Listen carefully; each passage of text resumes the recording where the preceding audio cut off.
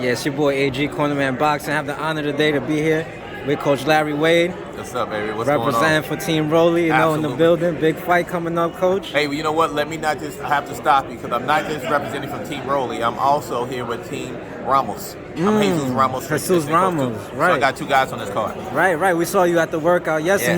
He looking strong, too, man. Yeah. They're going to be, look, my guys are looking strong and fast and in shape. I'm looking forward to these fights. Yo, they both looking crazy. I'm not even going to lie to you. I love it. I can't wait. How did they make the weight? Was it easy for them and stuff like that? It's the same process as always. You take the proper steps, you put the right people in place. Luckily for me, typically I'm the one responsible for the weight cuts. This time both guys have their nutritionists here, which takes that responsibility off of me. Typically I do them, but this time I don't have to. Right, now you've trained a lot of fighters at the elite level, Yeah. Tank also mentioned you worked with him as well, am I correct? Well, you know what happened was Tank came into camp for training with Sean Porter camp. Sean Porter was getting ready for Bud Crawford, and Tank came into camp, and they were doing some sparring and working together. So it ended up, we did a couple of workouts together, and that was it. But, I never had a chance to actually work with him intimately on a camp situation, but we did work together for a couple of workouts. Nice. So you got to be around him a little bit. Yeah, I got a chance to see him and see how he moves and works, and, I take every lesson I can learn in that process, not for the sake of competing, but for the sake of learning, because you can learn something from everyone if you just pay attention long enough. Absolutely, and as you should, as your job, as a coach, you're always learning, so you know what I'm saying? Right. And now, how long have you been working with Rolly? Wow, we're going into our third year. I've been with him 2 years. Nice. And some change now. Wow. And I've had a chance to see him grow and develop. They reached out to me 2 years ago when he got his title opportunity. He had to go from 6 rounds to 12 rounds. Most people don't do that. They usually go 6, 8, 10, then 12. Step by step. But they wanted to jump him from 6 to 12. Wow. And they wanted to put somebody in place that they felt like had the experience to navigate him to that space and taking other people to 12-round fights. And so I was the one selected, and I've done a good job, and he's done a good job so far. Right. Yeah, you've done a tremendous job with all your fighters, man. Starting with, when I met you, you was working with Sean Porter, right? You know what I'm saying? You guys took it to the top, man. I love to see you guys win. I got to commend for your work. Thank you. But Coach, I got to ask you, how do you think this fight could play out in your point of view? Knockout? It's only one way it's going to end. It's only going to end one way, man. It's going to be a knockout. Nobody can walk out of this thing, man. You cannot walk out of this ring with anything less than a knockout. You got two guys who can hit like trucks. Do you really think it's going to go the distance? It's not. Somebody going to look at the other person and they don't like each other either, so they're going to make a point. Somebody's going to get hit hard. Yeah, it's going to be crazy. It's going to be crazy. Now, Coach, you also, are you still working with Caleb Plant as well? Absolutely. I still got Caleb. Badu Jack just fought. Badu, I work with him as well. He just had a one-round knockout, first-round knockout in Dubai on Floyd's card. And I got Romero as well, who's a 2012, 2016 Olympic gold medalist who beat Shakur Stevenson. Right. He also just, we just fought in Glasgow, and he knocked the guy out, I forgot, second, third round. And then before that, he fought on the Tyson Fury Deontay Wilder card. He beat a guy who was 18-0, and he only had like 7, 8 fights at that point. Did he stop him? No, this is a decision, but it was a one-sided decision. Yeah, I don't think I remember that fight. Yeah, maybe. I saw you working with Ismail Salas over there in Vegas. Yeah. Me and Salas, working with a couple guys.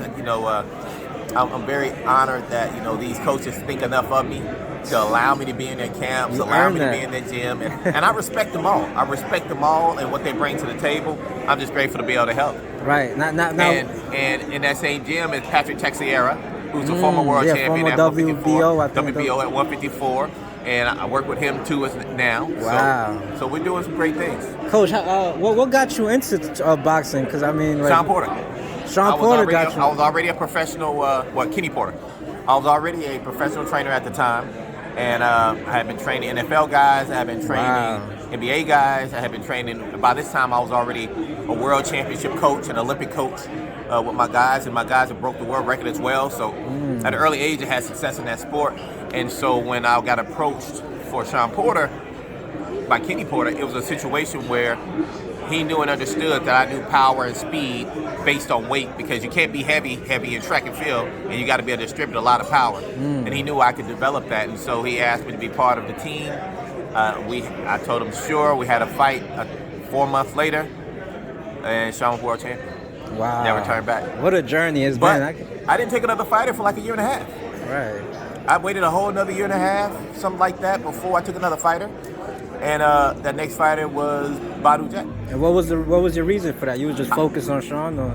Well, but of course, focus on Sean. But I really wanted to make sure I knew enough. You know, I wanted to make sure I knew enough so I'm not hurting guys' careers. Because even though I had this experience in this area, having experience in training football players is not the same as having experience in training boxers. And I want all you young trainers to hear this. Just because you train boxers and you train football players and you train NBA players, they're not the same. So don't think you're going to go from training world-class NFL players and you're going to coach boxing. It's totally different. Different science. You have to clearly understand it, and the best way to do it is take the knowledge you have, come get your boxing certification like I did, and also do an internship like I did. I said I went a whole year and a half. I wasn't getting paid.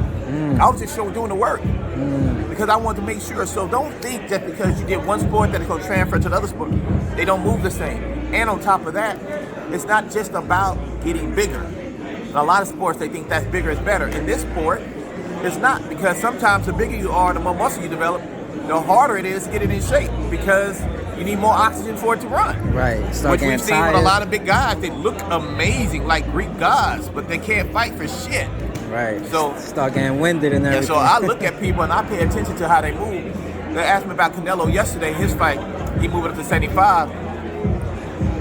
What people don't want to talk about is how fast he had to move up and carry that weight. It's not an easy process. He needs at least 3 to 4 months, at least, to adapt and get his body to adjust to fighting at such a high or low level. Right. Yeah, he didn't give himself that time. He just went right into it. He got gassed a little bit. It looked like he may have been a little slower, too, a little bit. I mean, the bigger you are, the slower you're going to be. Yeah. You know, you think about a Ferrari, the size of a Ferrari, you think about the size of a diesel. A diesel moves slow. But it hits hard. It pulls the whole house. True. With a Ferrari, it moves fast, but it's light as hell. So anytime you gain more mass, you're going to move slower. Absolutely. Man, thank you so much for the knowledge, Coach. I know this press conference is about to kick off, so we're going to let you go. Thank you guys. I appreciate it. Where can we follow you for everybody that want to get with you? You guys can follow me at Coach Larry Wade at every platform. I look forward to your support. I'm excited. I look forward to your questions if you have any. And if you can't remember that, remember I build champions, and that'll bring me up as well. Thank you so much for your time, Coach. You got any shout-outs you want to give real quick? Oh, yeah. You know, I want to give a shout-out to the Porters, and to the Plants, and Jacks, and to everyone else that's helped me navigate to this space, and I appreciate everything you guys have given to me and for me. Love you all. Thank you for your time. God bless you. Wish you the best Saturday night and rest of your career, Coach. Thank you, sir. Thank you.